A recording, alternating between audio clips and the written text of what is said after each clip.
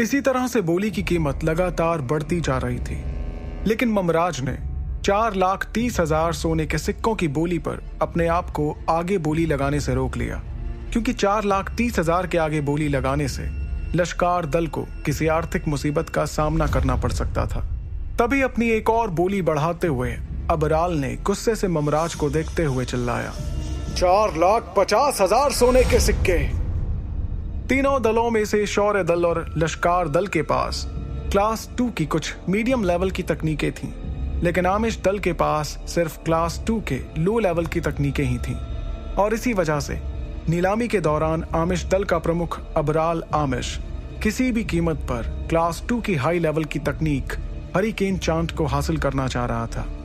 तभी नीलामी हॉल में सभी को हैरान करते हुए एक बार फिर से किसी की नीलामी की बोली के लिए दमदार आवाज गूंजी, 5 लाख। इस बोली ने नीलामी हॉल में बैठे हुए सभी लोगों को हैरान कर दिया था और अब सभी के चेहरे पर इस नीलामी वाले शख्स का चेहरा देखने की बेसब्री नजर आ रही थी।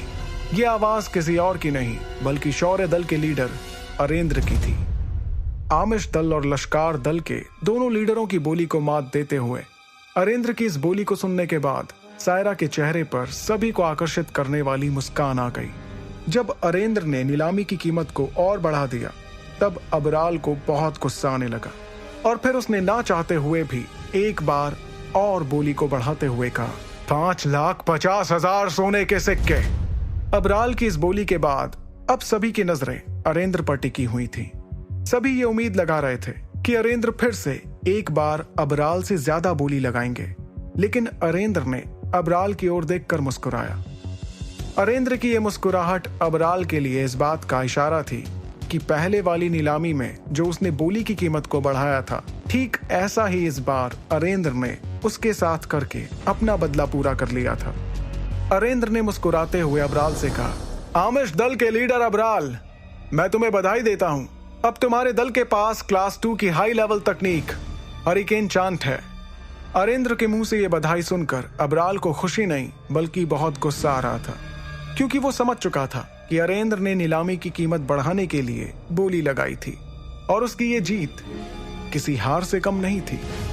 बधाई के जवाब में अबराल ने कहा, अरेंद्र, मुझे तुम्हारी ये हरकत हमेशा याद रहेगी। अरेंद्र को इतना कहने के बाद अबराल ने खूबसूरत सायरा की तरफ देखा। इस नीलामी की जीत में अबराल को अरेंद्र से जो हार मिली थी वो उसे भुला नहीं पा रहा था और लाख कोशिश करने के बाद भी अपने चेहरे से अपनी हार को छुपा नहीं पा रहा था। अपने उसी गुस्से में उसने चिल्लाते हुए सायरा से कहा, सायरा, क्या अब नीलामी को खत्म माना जा सकता है? भले ही अबराल नीलामी की कीमत बढ़ने पर गुस्से से तिलमिला रहा था, लेकिन उससे सायरा को रत्ती भर भी फर्क नहीं पड़ रहा था। उसने मुस्कुराते हुए अबराल को देखा, हाँ के इशारे में अपना सिर हिलाया, फिर मेज पर रखे उस छोटे से लकड़ी के हथौड़े को उठाकर 2 बार वहीं पर उसे थपथपाते हुए कहा, हरिकेन चांट आमिश दल का हुआ। इधर दूसरी तरफ भले ही पहली नीलामी ध्रुव के पिता को थोड़ी भारी पड़ी हो, लेकिन आखिरी नीलामी में जिस तरह से उन्होंने अपना बदला लेकर अबराल को हरिकेन चांट को बढ़ी हुई कीमत पर खरीदने के लिए मजबूर किया था, उसे देखकर ध्रुव को काफी सुकून मिला। नीलामी खत्म होने के बाद ध्रुव नीलामी हॉल से निकलकर दोबारा इंस्पेक्शन रूम में आ गया और अपने पैसों के लिए वहां पर किसी के आने का इंतजार करने लगा। अगले ही पल ध्रुव को इस बात का एहसास हुआ कि कोई धीरे धीरे इंस्पेक्शन रूम की ओर 2 लोगों के साथ आ रहा है।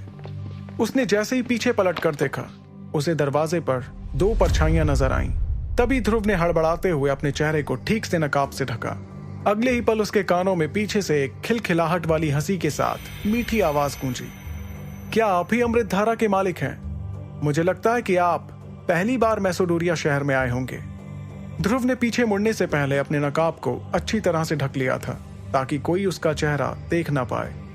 फिर जैसे ही ध्रुव ने पलट कर देखा तो उसे लाल रंग के कपड़ों में वही लड़की नजर आई जो नीलामी हॉल में बोली लगवा रही थी। सायरा का गोरा रंग, लंबी पलकों में छुपी बड़ी बड़ी आंखें और गुलाब की पंखुड़ियों जैसे गुलाबी होंठ किसी को भी उसका दीवाना बनाने के लिए काफी थे। ध्रुव सायरा को गौर से देख ही रहा था कि अगले ही पल उसे अंगूठी में से विदुर की आवाज आई, हम यहाँ किसी काम के लिए आए थे ध्रुव। अगर तुमने सायरा को जी भर के देख लिया हो तो अब मैं उससे जरा काम की बात कर लूं। विदुर का इशारा समझने के बाद ध्रुव ने सायरा की बात पर हाँ के इशारे में अपना सिर हिलाया। अब ध्रुव और सायरा एक दूसरे के ठीक सामने बैठे हुए थे। नकाबपोश ध्रुव की आड़ में विदुर ने सायरा से कहा, हाँ, अमृत धारा का मालिक तो मैं ही हूं, लेकिन एक सच ये भी है कि आपकी वजह से अमृत धारा की नीलामी हो पाई है। इसके लिए मैं आपका तहे दिल से शुक्रिया अदा करता हूं। क्या हम अब पैसों की बात कर सकते हैं? ध्रुव की ओर से आए इस जवाब से सायरा को थोड़ा अजीब सा लगा, क्योंकि जो भी उससे बात करता था उसकी खूबसूरती में खो जाता था। लेकिन ध्रुव सायरा के चेहरे की तरफ देखे बिना ही उससे बात कर रहा था, मानो उस पर सायरा की खूबसूरती का कुछ भी असर नहीं हो रहा था। फिर भी सायरा ने मुस्कुराते हुए कहा, पैसों की आप चिंता मत कीजिए, लेकिन अभी उसके लिए आपको थोड़ा इंतजार करना होगा, क्योंकि अभी अमृत धारा की कुछ कागजी कार्रवाई करना बाकी है। नकाबपोश ध्रुव को देखते हुए सायरा ने मन ही मन में सोचा, आखिर ये है कौन, कहां से आया है, और इसने अपने मुंह को नकाब से क्यों छुपा रखा है? जब बहुत कोशिश करने पर भी उसे ध्रुव के बारे में कुछ भी पता नहीं चल पा रहा था, तब सायरा ने अपने पास खड़े चरक गुरु की ओर देखा और सीधे ध्रुव से पूछा, मैंने आज तक किसी ऐसे हकीम को नहीं देखा जिसके पास अपनी खुद की पहचान ना हो। क्या मैं तुम्हारा नाम जान सकती हूँ? सायरा के सवाल पर ध्रुव एक पल के लिए थोड़ा सा हड़बड़ा गया। मौके को संभालते हुए विदुर ने ध्रुव की ओर से थोड़ी सख्त आवाज में कहा, अगर मुझे पैसों की जरूरत है और मैं उसके लिए खुद चलकर तुम्हारे पास आया हूं, तो इसका यह मतलब तो नहीं है कि मुझे अपना नाम भी बताना ही होगा। ध्रुव की बातों से सायरा को समझ आ गया कि वो अपने बारे में कुछ भी बताना नहीं चाहता था। तब सायरा ने उसकी नाराजगी को समझते हुए कहा, कोई बात नहीं, मैं तो सिर्फ तुम्हारा नाम जानना चाहती थी, लेकिन अगर तुम अपने बारे में कुछ भी बताना नहीं चाहते तो कोई बात नहीं, मैं तुम्हें किसी चीज के लिए मजबूर नहीं करूंगी। इतना कहते हुए सायरा धीरे से मुस्कुरा दी। उसी वक्त ध्रुव की नजर सायरा के गोरे पैर पर पड़ी। भले ही ध्रुव सायरा के सामने उसकी खूबसूरती की तारीफ नहीं कर रहा था, लेकिन उसे सायरा से बात करने का मन तो कर रहा था, क्योंकि वो जानता था कि आने वाले समय में उसे सायरा की बहुत ज्यादा जरूरत पड़ सकती थी। ध्रुव ने अपने आप से कहा, मुझे सायरा को समझने की जरूरत है। वो सिर्फ एक देखने की चीज नहीं है, बल्कि वो एक सबसे बेहतरीन नीलामी करवाने वाली एक कलाकार है। एक ऐसी कलाकार जो अगर पत्थर को भी अपने हाथ में रखकर नीलामी के लिए खड़ी हो जाए तो देखते ही देखते उसकी कीमत आसमान छू जाएगी। सायरा से बात करने के दौरान ध्रुव काफी चौकन्ना था, क्योंकि वो जानता था कि सायरा तरह तरह की बातें करते हुए उसके बारे में ज्यादा से ज्यादा बातें पता करना चाहती थी। वहीं जब सायरा अपने मकसद में कामयाब नहीं हुई तो उसने सीधे सीधे उसके बारे में जानने की कोशिश की। विदुर ने बड़ी ही चालाकी से सायरा और चरक गुरु के सवालों का जवाब भी दिया और खुद के बारे में उन्हें रत्ती भर भी खबर नहीं लगने दी। ध्रुव इस बात को अच्छे से जानता था कि अगर उसके साथ विदुर नहीं होता तो ये सब कुछ संभव नहीं हो पाता। विदुर के चालाकी से बात करने की वजह से सायरा को ध्रुव के बारे में कुछ भी पता नहीं चल पाया। जब सायरा भी इस बात को समझ गई कि वो अपने बारे में कुछ भी नहीं बताना चाहता था, तो सायरा ने भी उसके बारे में अब कुछ भी पूछना बंद कर दिया। अगले ही पल सायरा ने अपने पास से एक क्रिस्टल कार्ड निकाला जिस पर दरबार परिवार का एक निशान बना हुआ था। सायरा ने मुस्कुराते हुए उस क्रिस्टल कार्ड को ध्रुव की ओर बढ़ाते हुए कहा, ठीक है, अगर तुम अपने बारे में कुछ भी नहीं बताना चाहते हो तो ना सही, लेकिन इस क्रिस्टल कार्ड को अपने पास रख लो। ये दरबार नीलामी महल का वीआईपी कार्ड है। इस कार्ड के जरिए तुम मार्कस पर किसी भी दरबार नीलामी महल से नीलामी में रखी चीजें खरीद सकते हो। और इस कार्ड की एक खासियत यह भी है कि इससे आपको नीलामी में खरीदी हुई सभी चीजों पर लगने वाले 5% टैक्स की बजाय सिर्फ 2% टैक्स ही देना होगा। सायरा के मुंह से वीआईपी कार्ड के बारे में इतना कुछ सुनकर ध्रुव ने चुपचाप उस कार्ड को ले लिया। उसे लग रहा था कि कभी ना कभी उसे इस कार्ड की जरूरत जरूर पड़ने वाली है। जैसे ही ध्रुव ने कार्ड लेने के लिए अपना हाथ आगे बढ़ाया, उसके हाथ को देखकर सायरा हैरानी में पड़ गई।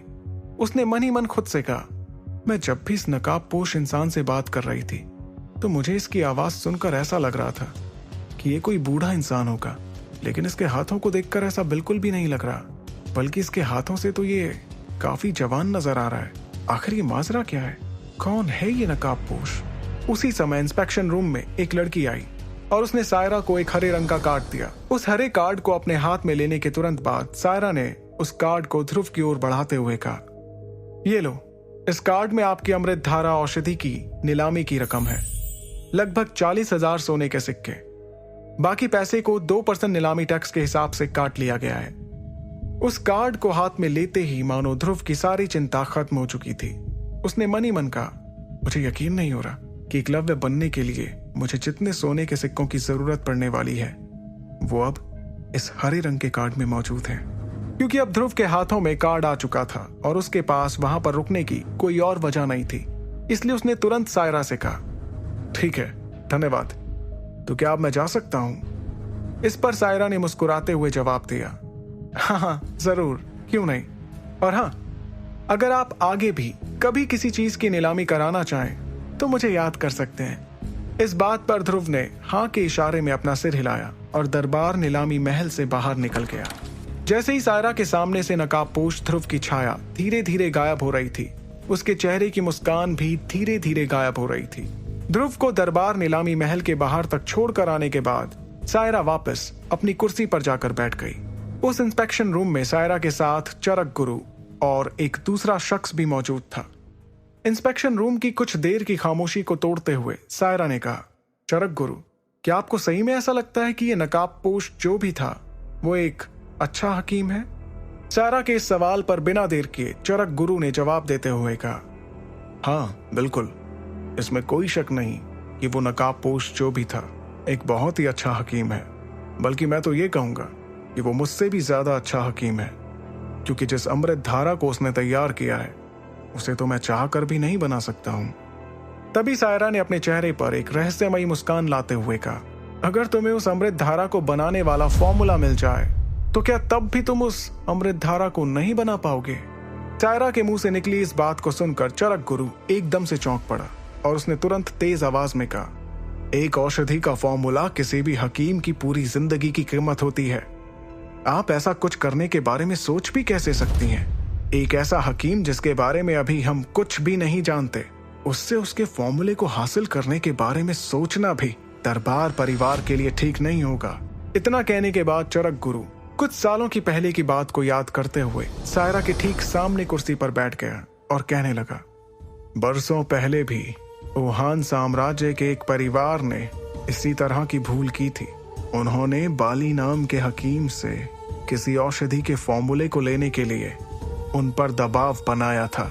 बदले में बाली ने उस परिवार को खत्म करने के लिए कुछ शक्तिशाली लोगों को उस परिवार के पास भेजा, जिसके बाद उस परिवार का वुहान साम्राज्य से पूरी तरह से नामो निशान ही मिट गया। इस पर सायरा ने बड़े ही इत्मीनान से कहा, हाँ मैं जानती हूँ इस बारे में। सायरा को इस तरह बेपरवाही से बातें करते देखकर चरक गुरु ने अपने उसी रवैये को बरकरार रखते हुए कहा, तो फिर ऐसा वैसा कुछ भी करने के बारे में आप क्यों सोच रही हैं?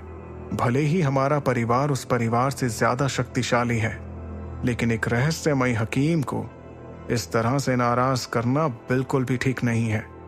उससे दोस्ती का हाथ आगे बढ़ाइए और फिर देखिए वो किस तरह से आपको तरह तरह की औषधि नीलामी के लिए बना कर देता रहेगा।